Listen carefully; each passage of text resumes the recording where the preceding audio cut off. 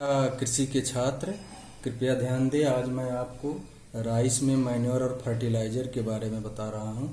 इसमें जो है फर्स्ट ऑफ ऑल आप क्या करेंगे, रोपाई के 15 दिन पूर्व ही FYM 250 से 300 कुंटल प्रति हेक्टेयर की दर से FYM का मतलब फार्म यार्ड मैन्योर, इसको गोबर की खाद बोलते हैं। इसको रोपाई के 15 दिन पूर्व ही खेत में डालना चाहिए।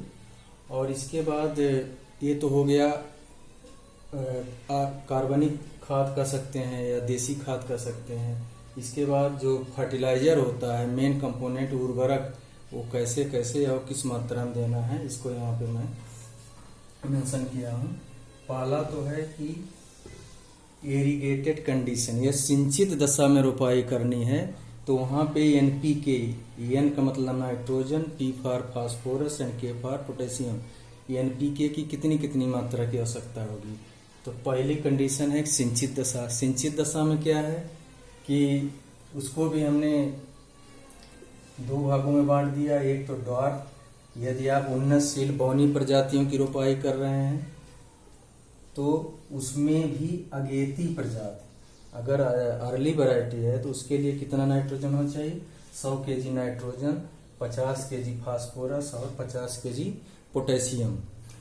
यदि मीडियम या लेट वैरायटी है तो उसके लिए हम नाइट्रोजन की मात्रा 120 kg और फास्फोरस की मात्रा क्या करेंगे 60 kg और पोटेशियम की मात्रा भी 60 kg। ये हुआ।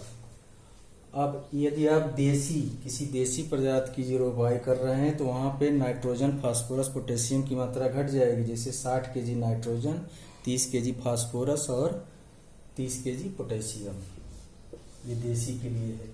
अब इन उर्वरकों को कैसे प्रयोग करना चाहिए, तो इसमें ये होता है कि नाइट्रोजन की आधी मात्रा तथा फास्फोरस और पोटेशियम की पूरी मात्रा रोपाई के समय हम डालेंगे। शेष नाइट्रोजन जो आधी मात्रा बची है उसको दो भागों में बांटकर, पहला जो है कल्ले निकलते समय यानी टिलरिंग स्टेज, जो रोपाई के 25 से 30 दिन की बात की अवस्था है, और दूसरा जो है बालियां निकलते समय, जो 75 से 80 दिन की अवस्था है, रोपाई के बाद आती है। तो इसको दो भागों में हम टॉप ड्रेसिंग के रूप में इसका प्रयोग करेंगे। अब दूसरा जो है, यदि आप सीधी बुआई कर रहे हैं, सीधी बुआई मतलब जो अपलैंड राइस होता है, जो ऊंची जमीनें होती हैं जहां पानी नहीं रुकता है, वहां पे जो है डायरेक्ट धान के सीड को बो दिया जाता है। तो उसमें भी उन्नतशील प्रजाति और देसी प्रजाति। तो अगर बौनी प्रजातियां हैं तो 100 kg नाइट्रोजन, 50 kg फास्फोरस और 50 kg पोटेशियम। अगर आप देसी प्रजाति की डायरेक्ट सोइंग कर रहे हैं, बुआई कर रहे हैं, तो 60 kg नाइट्रोजन, 30 kg फास्फोरस और 30 kg पोटेशियम। तो इसका प्रयोग कैसे करेंगे डायरेक्ट सोइंग में?